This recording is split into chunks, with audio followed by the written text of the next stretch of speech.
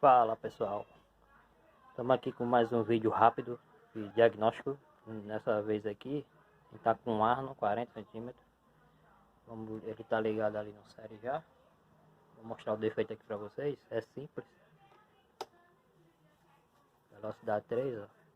2, velocidade 1.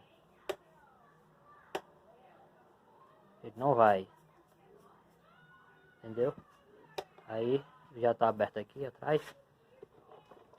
Olha o capacitor dele. Capacitor estufado. Primeira vez aí que eu vejo um capacitor estufado. Vamos estar substituindo aí e vamos testar.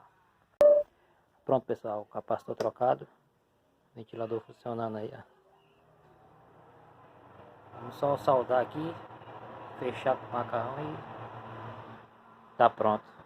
Valeu, deixa o like.